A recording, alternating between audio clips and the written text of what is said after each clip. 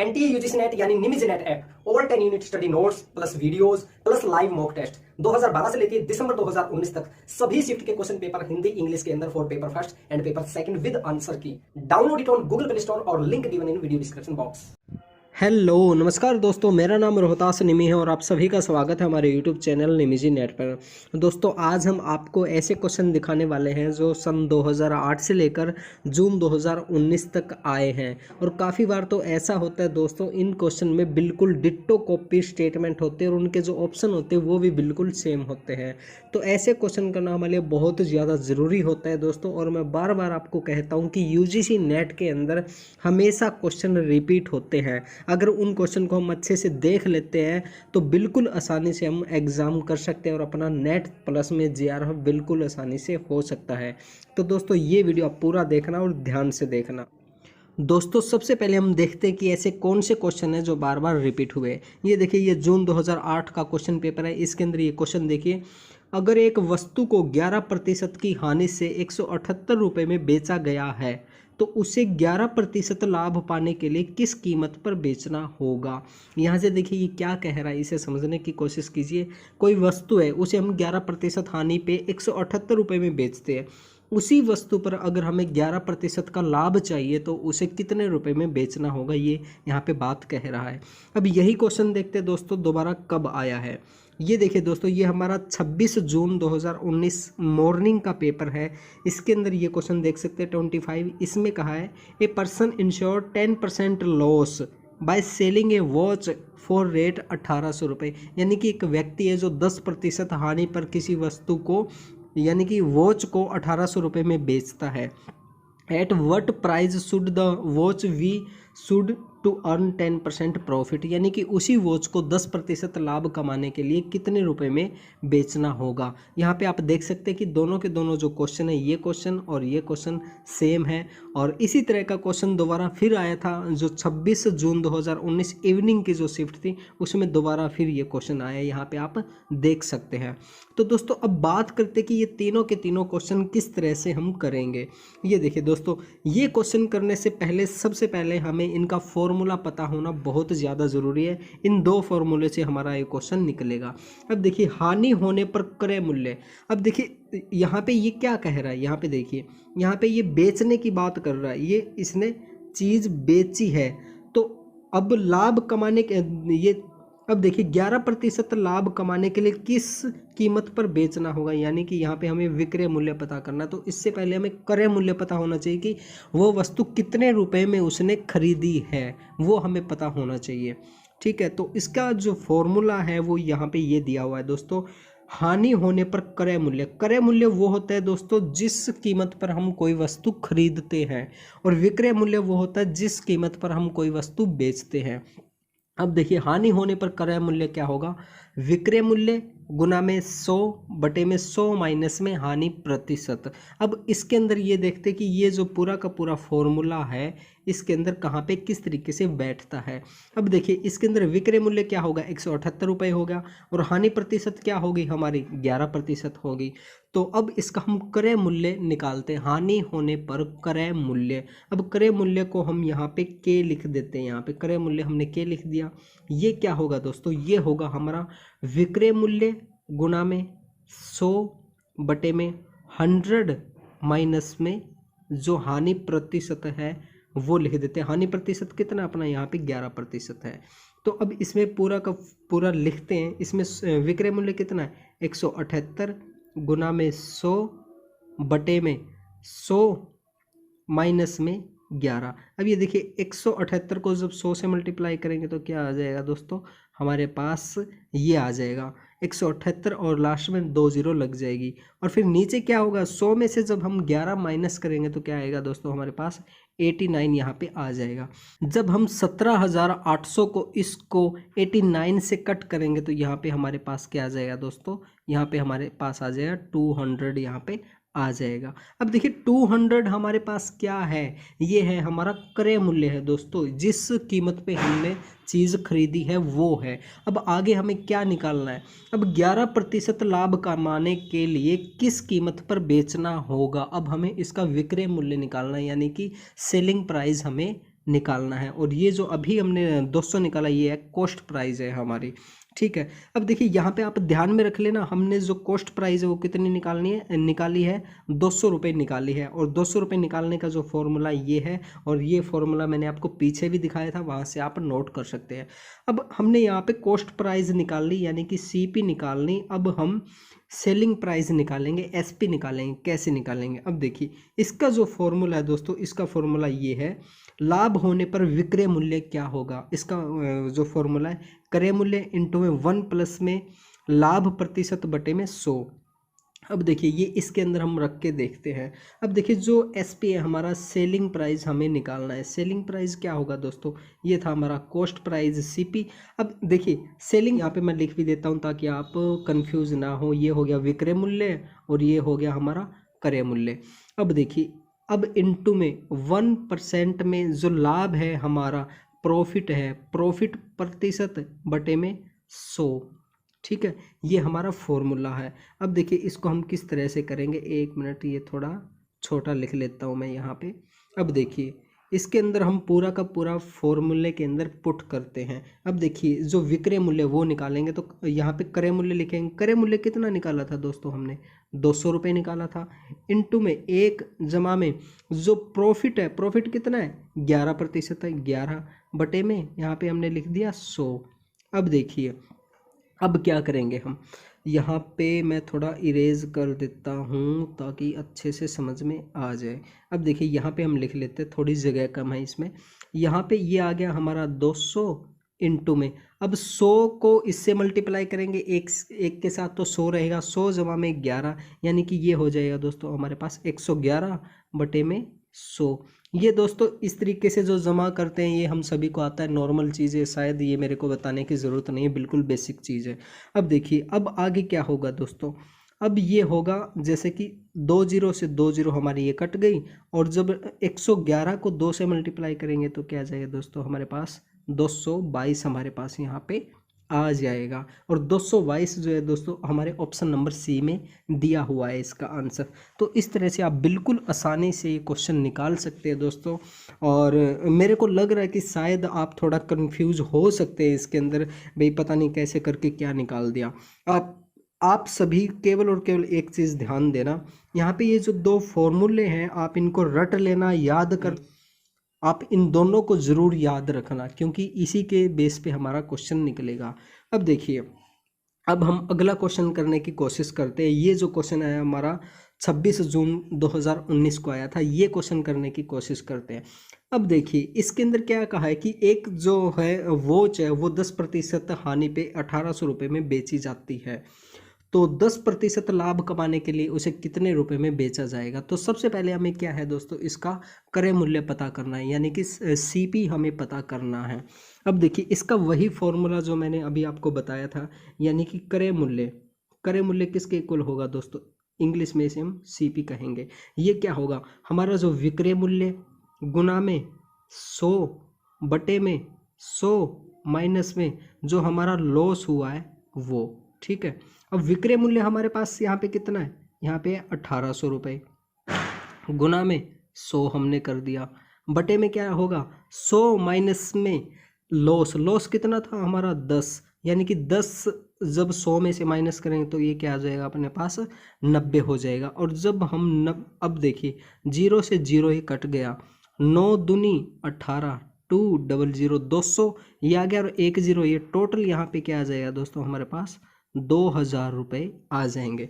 अब देखिए यहाँ पे 2000 रुपये हमारा क्या है, सेलिंग प्राइस है, SP है, ठीक है।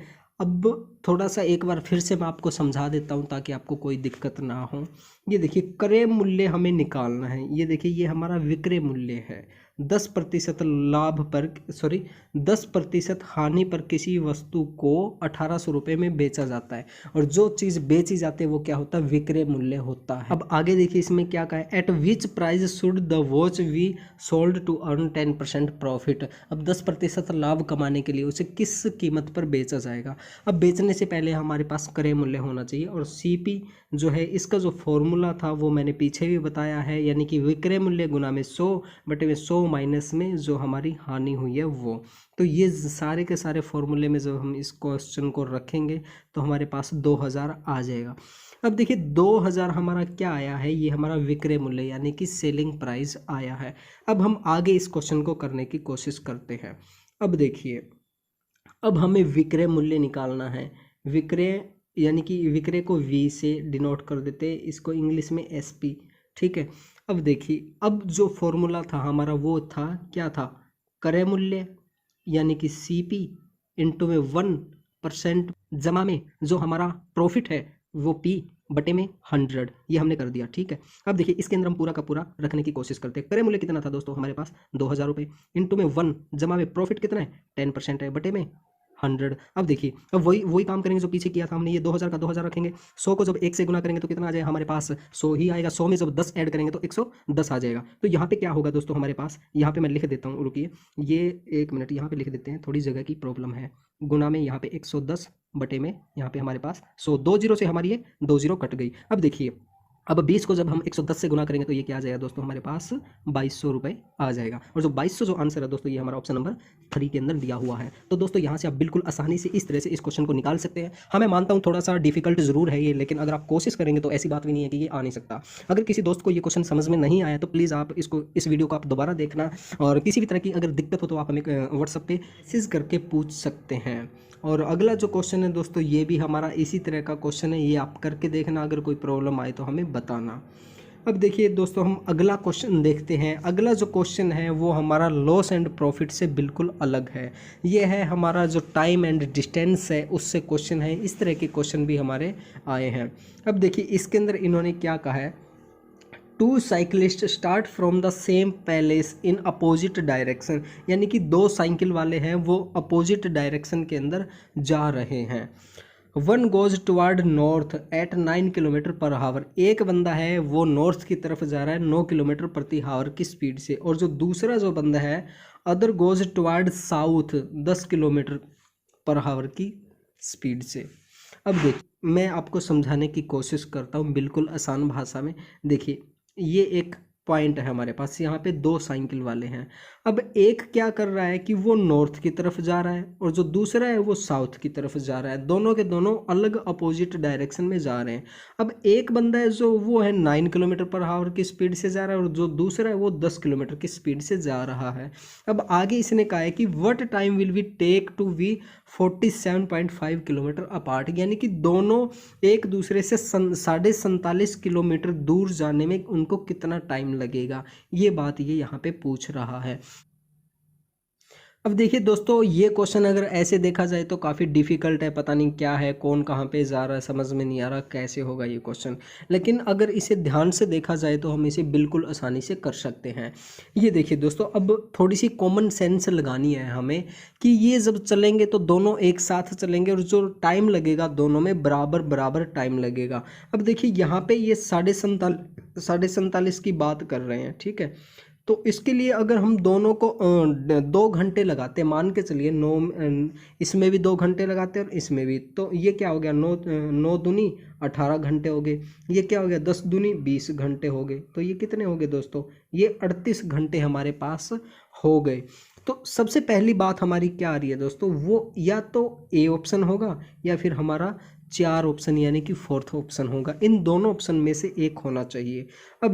अब हमें क्या करना है दोस्तों, इसके अंदर हम ये दोनों के दोनों यूज़ करके देखेंगे। एक बार तो ये यूज़ करके देखेंगे, एक बार ये यूज़ करके देखेंगे। अब देखिए इनको हम कैसे लागू करेंगे, ये देखिए।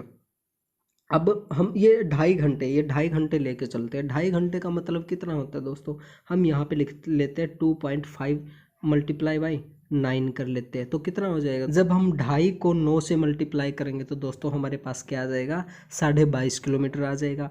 अब दूसरा जो 10 है इसको यूज़ करके देखते हैं, 10 गुना में अब दोबारा से फिर इसमें 2.5 घंटे करेंगे तो क्या आ जाएगा दोस्तों हमारे पास, ये आ जाएगा दोस्तों हमारे पास 25। अब इन दोनों को जब हम प्लस करते तो ये आ जाएगा दोस्तों हमारे पास 47.5 किलोमीटर आ जाएगा। तो दोस्तों इस तरह से आप थोड़ा सा लॉजिक लगा के बिल्कुल आसानी से क्वेश्चन कर सकते हैं। हाँ, मैं थोड़ा सा मानता हूँ कि डिफ़िकल्ट है, लेकिन आप प्रैक्टिस करेंगे तो यही क्वेश्चन हमारे लिए बिल्कुल आसान हो जाएंगे। अब हम दोस्तों अगला क्वेश्चन देखते हैं। अगला, हाँ, ये क्वेश्चन देखिए दोस्तों, ये क्वेश्चन भी अभी तक बहुत बार आ चुका है और ये क्वेश्चन अब दोबारा आने स्टार्ट हो गए हैं। पहले क्या था, ये सन 2011 से पहले पहले काफ़ी क्वेश्चन आए हैं। ये क्वेश्चन बिल्कुल आसान है दोस्तों। इस तरह के क्वेश्चन कैसे होते हैं, ये जैसे हमने कोडिंग डिकोडिंग करवाई थी उसी से रिलेटेड क्वेश्चन है और उस टाइम हम करवाना भूल गए थे, तो अब कर लेते हैं। अब देखिए, इसने कहा है कि बैट को कोई आदमी 23 लिखता है और कैट को 24 लिखता है, तो बॉल को किस तरह से लिखा जाएगा। अब देखिए, बैट को 23 किस तरीके से लिखते हैं। अब देखिए, मैंने बताया था बी है वो कितने पे दोस्तों, 2 पे है। ए है वो कितने पे, 1 पे। टी कितने पे, 20 पे। अब इन तीनों को प्लस कीजिए, ये कितना हो गया हमारे पास, 23 हो गया। इसी तरीके से कैट है, कैट हम यहाँ पे लिख लेते हैं कैट। अब देखिए, कैट सी कितने पे, 3 पे। ए कितने पे, 1 पे। टी कितने पे, 20 पे। और ये कितना हो गया दोस्तों, ये हो गया हमारे पास 24, यानी कि 24 हो गया। इसी तरीके से बॉल है, बॉल कितने नंबर पे आएगा दोस्तों, तो बॉल के लिए आप यहाँ पे लिख लीजिए BALL। तो बी कितने पे, 2 पे। ए कितने पे, 1 पे। एल कितने पे, 12 पे। और एल दोबारा कितने पे, 12 पे। अब इन सभी को प्लस कीजिए, प्लस करने पे क्या होगा दोस्तों, 12 12 दूनी 24, 25 26 27, ये कितना आ गया, 27 यहाँ पे आ गया। तो इसका आंसर क्या होगा, ऑप्शन नंबर ए इसका आंसर हो जाएगा। तो इस तरह से बिल्कुल आसानी से कर सकते हैं। और ऐसे ही ये हमारा क्वेश्चन है दोस्तों, ये क्वेश्चन आप करके देखना, बिल्कुल आसान है, बिल्कुल आसान है, ये करके देखना। और इसके अलावा जैसे, हाँ, एक ये क्वेश्चन है दोस्तों, ये क्वेश्चन भी पहले आया है, काफ़ी बार आए हैं इस तरह के क्वेश्चन, ये क्वेश्चन भी हमारे लिए करना ज़रूरी है। अब देखिए, इसमें इसने क्या कहा है, इन ए सर्टेन कोड 786 को क्या लिखा जाता है, स्टडी वेरी हार्ड। 786 को क्या लिखा जाता है दोस्तों, स्टडी वेरी हार्ड। और 958 को क्या लिखा जाता है, हार्ड वर्क पेज, ये लिखा जाता है।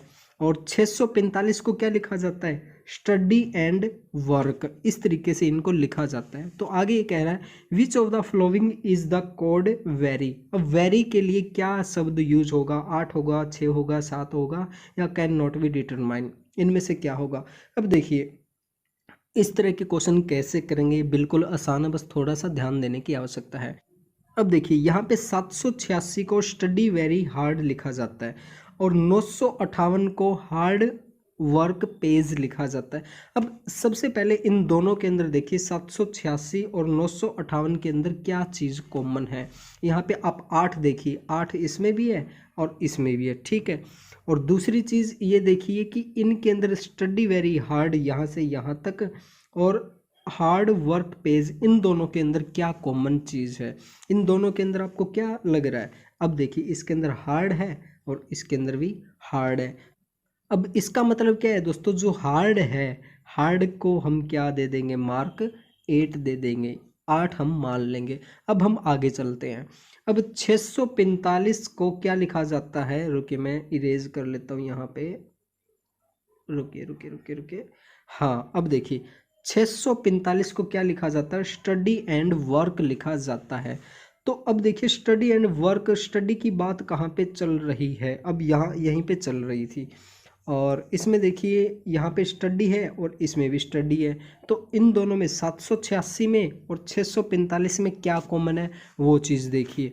अब देखिए, यहाँ पे 6 है और इसमें भी 6 है। तो 6 का मतलब क्या हो गया दोस्तों, स्टडी हो गया, ठीक है। तो यहाँ पे हम क्या लिख लेते हैं, ये जो स्टडी है, 1 मिनट दोस्तों, ये जो स्टडी है इसको हमने लिख लिया 6, और जो हार्ड है, हार्ड का आया था हमारा यहाँ पे 8, यहाँ पे हमने लिख लिया। अब आगे हम क्या देखते हैं कि ये कह रहा है कि which of the following is the code very. Very जो कोड है उसका मतलब क्या होगा। अब देखिए, वेरी कहाँ पे है, कौन से सेंटेंस में है, 786 वाले में है, स्टडी वेरी हार्ड। अब देखिए, स्टडी का हमने 6 निकाल लिया, हार्ड का हमने 8 निकाल लिया, तो हमारे पास क्या बच गया, वेरी बच गया ओनली। और यहाँ पे कौन सा अक्षर बच गया, यहाँ पे हमारे पास बच गया ओनली 7 बच गया, क्योंकि 8 और 6 का हमने दोनों का कोड निकाल लिया है। तो वेरी का क्या हो जाएगा दोस्तों, हमारे पास 7 इसका आंसर हो जाएगा। अभी जो हमारा न्यू सिलेबस आया है दोस्तों यूजीसी नेट पेपर फर्स्ट के लिए, तो उसके अंदर एक और टॉपिक नया ऐड हुआ है मैथमेटिकल रीजनिंग में, साधारण ब्याज, मूलधन और मिश्र धन वगैरह के बारे में ये टॉपिक ऐड हुआ है। इसमें से 2019 में क्वेश्चन आए हैं, एक दो पहले इसमें से क्वेश्चन नहीं आए, तो संभावना है कि आगे जो एग्ज़ाम हो हमारा दिसंबर का उसमें क्वेश्चन आ सकते हैं। तो देखते हैं कि ये क्वेश्चन किस तरह से होंगे। इसमें देखिए दोस्तों, वैसे तो हमने जो हमारी पिछली क्लासेस होती थी 10वीं क्लास में हमने पढ़ा है, 8वीं क्लास में पढ़ा है साधारण ब्याज क्या होता है, मूलधन क्या होता है, मिश्र धन क्या होता है, चक्रवर्ती ब्याज क्या होता है, वही कॉन्सेप्ट है हमारा, लेकिन अब थोड़ा सा हमें इसे रिवाइज करने की ज़रूरत है। अब देखिए, सबसे पहले हम ये देखते हैं कि साधारण ब्याज जो होता है उसका फॉर्मूला क्या है और साधारण ब्याज, मूलधन वगैरह क्या होते हैं ये देखते हैं। देखिए, सबसे पहली बात आती है मूलधन। मूलधन क्या होता है? मूलधन वो होता है दोस्तों जो हमारी शुरू की जो कॉस्ट होती है, जो पैसे हम किसी से लेते हैं, यानी कि जो हमारी ओरिजिनल कॉस्ट होती है उसे हम कहते हैं मूलधन कहते हैं। दर कहते हैं यानी कि जो रेट होता है, यानी कि 2% सैकड़ा ब्याज लिया है, 10% लिया है, या जितने प्रतिशत भी लिया हुआ होता है उसे हम कहते हैं रेट या दर कहते हैं। फिर समय, यानी कि कितने टाइम के लिए हमने ब्याज लिया है, तो वो होता है। और उसके बाद में जैसे कि हम बात करते हैं कि साधारण ब्याज निकालने का फॉर्मूला क्या है, तो इसका है दोस्तों मूलधन गुणा में दर गुणा में समय बटे में 100। और ये हमने जो पिछली क्लासेस होती थी 10वीं क्लास में बहुत अच्छे तरीके से किया हुआ है। तो ये दोस्तों बिल्कुल सिंपल फॉर्मूला है, ये आपको याद रखना है। अब उसके बाद में आता है दोस्तों, अगर हमारे पास दर निकालनी हो, दर नहीं दी हुई, ब्याज, मूलधन, समय दिया हुआ हो, तो दर कैसे निकालेंगे? तो इसका फॉर्मूला ये है दोस्तों, ब्याज गुना में 100 बटे में मूलधन गुना में समय। तो इस तरह से ये निकाल सकते हैं। उसके बाद है दोस्तों, अगर हमारे पास समय ना दिया हुआ हो और मूलधन दिया हुआ हो, दर ब्याज दी हुई हो, तो इसका फॉर्मूला ये है, ब्याज गुना में 100 बटे में मूलधन गुना में दर। और उसके बाद जो एक और इम्पोर्टेंट आता है वो है दोस्तों चक्रवर्ती ब्याज। अब चक्रवर्ती ब्याज का जो फॉर्मूला वो ये है दोस्तों, मूलधन इंटू में 1 प्लस में दर बटे में 100, ये इसका फॉर्मूला है। और इसकी जो पावर है दोस्तों वो होगी समय होगी, और उसमें से फिर जो मूलधन हमारा है वो हम माइनस कर देंगे। और एक और चीज़ इसके अंदर आती है दोस्तों, वो है मिश्र धन। मिश्र धन क्या होता है? ब्याज प्लस में मूलधन का जोड़ होता है। तो दोस्तों ये बेसिक फॉर्मूले हैं, आप एक बार इन सभी को देख लेना, याद कर लेना जैसे तैसे करके, क्योंकि इसमें से क्वेश्चन आने की काफ़ी संभावना है दोस्तों। अब इसमें ये देखते हैं दोस्तों, एक क्वेश्चन है, इसको करके देखते हैं। सालाना 12% की दर से एक निश्चित राशि को दोगुना होने में कितना समय लगेगा? ये कह रहा है कि हमारे पास कोई राशि है और उस पर 12% का ब्याज लगाते हैं, तो उसे दोगुना होने में कितना टाइम लगेगा, ये हमें दिया हुआ है। यहाँ पे राशि है वो नहीं दी हुई, वो हमें अज्यूम करनी पड़ेगी। अब हम मान के चलते हैं कि हमने मान लिया कि जो मूलधन है हमारा वो हमने मान लिया दोस्तों 200 हमने मान लिया, और जो दर है दोस्तों, दर कितनी है यहाँ पे 12%।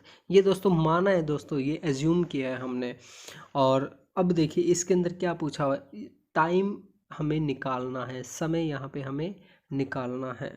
और जो ब्याज है दोस्तों, ब्याज क्या होगा? अब देखिए इसके अंदर यहाँ पे इसने कहा है कि एक निश्चित राशि को दोगुना होने में, यानी कि वो दोगुना हो जाती है कुछ टाइम बाद में। कितनी हो जाती है? दोगुना हो जाती है। तो यहाँ पे हम 200 का दोगुना कितना होगा दोस्तों? 400 होगा।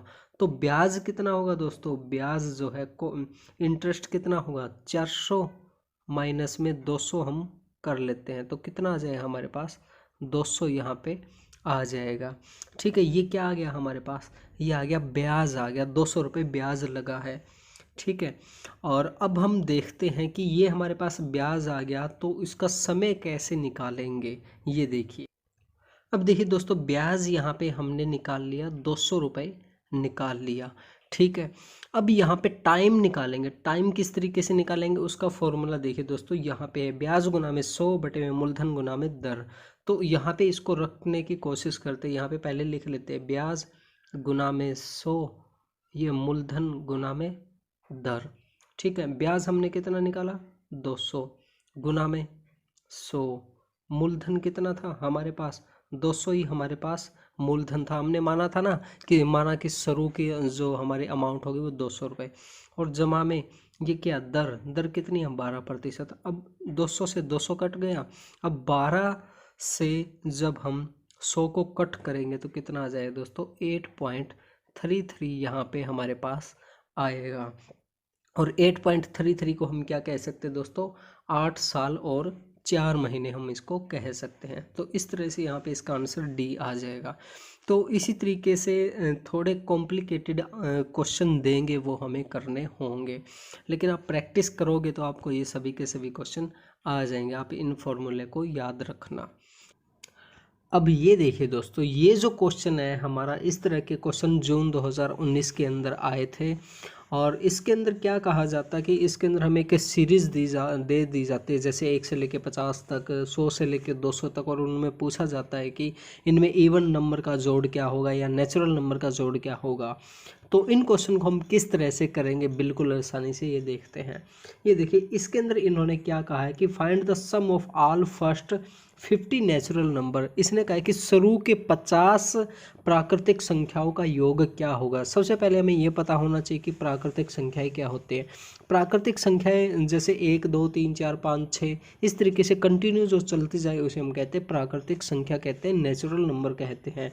तो ये कहते हैं कि 1 से लेके 50 तक जो संख्या है उनका जोड़ कितना होगा वो हमें बताना है।